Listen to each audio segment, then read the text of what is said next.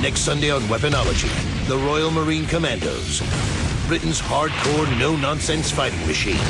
Small groups of highly trained men, daggers between the teeth. Storming into battle in the ultimate all-terrain vehicle. The Marines took their Vikings to Afghanistan, where they were hugely successful. And a super advanced chopper. It really is a sexy beast of a helicopter to fly. The Royal Marine Commandos on Weaponology, premiering next Sunday at 10 on the Military Channel. The SAS are an undetectable, indestructible, unstoppable tornado. Counterinsurgency, counterterrorism, count on this. They're going to slap you down. The secret of any special forces success lies in furious training, meticulous preparation, and clinical execution. 9 times out of 10, it pays off. But when it doesn't, you've got to know how to escape and evade. At the worst, you'll have to withstand excruciating torture. The SAS are shrouded in secrecy. Current operatives are barred from speaking to the media. Past members often choose anonymity, adopting pseudonyms. The reason? They're inserted into the world's hellholes to take out the trash. One mission in the SAS's history typifies the dangers its soldiers are pushed to, the limits they face. 1991, Operation Desert Storm. An SAS patrol is chopper deep behind Iraqi lines. Their mission? Stop the information fueling the Scud attacks against Israel. During the first Gulf War, I was the patrol commander of an 8-man foot patrol. And the call sign was Bravo 20. And the mission was find and destroy a fibre optic cable that was sending the information from Baghdad to the Scud teams that were firing in the western deserts into Israel. The mission was soon compromised and had to be abandoned. The SAS troop were now fleeing for their lives. As Iraqis showered rounds of lead down on them, their only option was to fight fire with fire.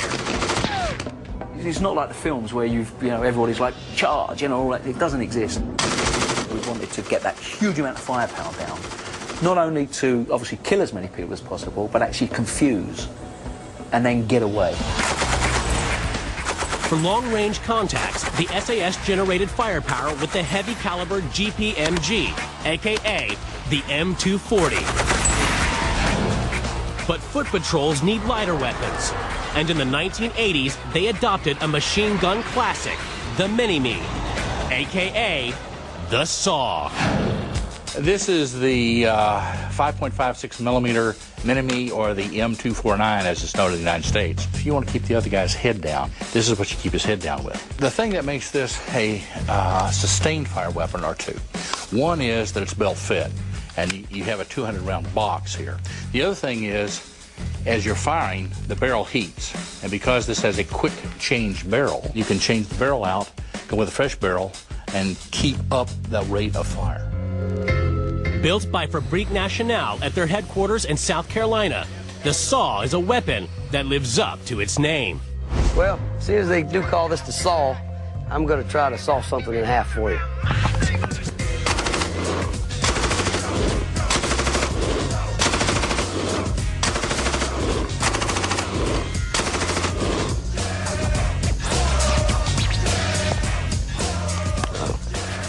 It's a done deal. The SAW's relentless buzz allows elite units like the SAS to make fighting retreats. What it's all about is shoot and scoot. Say, what you do, get the rounds down and get out of the way. Because the object is not to take them on. Because chances are, which happens, you're going to run out of ammunition and you're going to die. So what you do, take them on and get out of the way and keep on going. Where we were going was northwest to the border. Having successfully battled their way out of a couple of bloody contacts, the unit got separated. Alone and exhausted, McNabb's game of cat and mouse saw him within sniffing distance of safety, the Syrian border. But just as he could smell his freedom, the Iraqis caught him, and the game was up.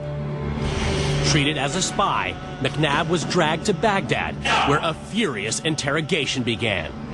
He endured physical beatings and humiliating degradation. They would come in sometimes, pure out of frustration. I had to eat my own feces once and do Michael Jackson moon dances. It would be enough to destroy most normal men. But the SAS aren't normal. As part of his training, McNabb, along with other SAS operatives, have met long-term hostages. Their experiences would help him stay sane. Certainly what helped me, my resistance to interrogation training, was listening to everybody's experiences. And for me, there was an American Marine pilot who was captured during the Vietnam War and spent 6 years in solitary confinement. Every major bone in his body was broken during torture. With no medical care, he had to look after himself, and he survived it all. And he said, what they're after is what you got in your head. You know, don't worry about your body. You know, you've got no control. If they want to, like, damage you, they will. Try and minimize it the best you can, but actually what you've got to do is keep an integrity of your mind. After 6 long weeks of torture and interrogation, teeth smashed out and bones broken, McNabb's luck changed. Saddam Hussein agreed to trade SAS captives for Iraqi POWs. The end was in sight, or so he thought. Even on a release, the very final thing of before getting released to the Red Cross, I lined everybody up, facing a brick wall, and they all started to cock their weapons. And you think, we've got no control, so what? So what? Who cares? In the end, it was one final cruel bluff by the Iraqis, and McNabb was finally free to walk away. He'd endured a mental and physical battering, but his elite SAS training had seen him home. The Bravo 20 experience, you know, just not only my sort of personal experience of that, but the other guys that survived that, I think it embodies everything that the Special Air Service are about. The SAS are an elite forces phenomenon. Masters of counterterrorism and counterinsurgency. They are equipped for any occasion, anytime, anywhere. Drawn together, the branches on their family tree reflect their unique genesis. Deep penetration behind enemy lines required heavily weaponized jeeps. Counterterrorism resulted in the adoption of the Pt5 and the creation of the legendary Killing House. And 21st century firepower has given this elite force an even nastier bite. The result, the best pound-for-pound special ops unit in the world, the British SAS.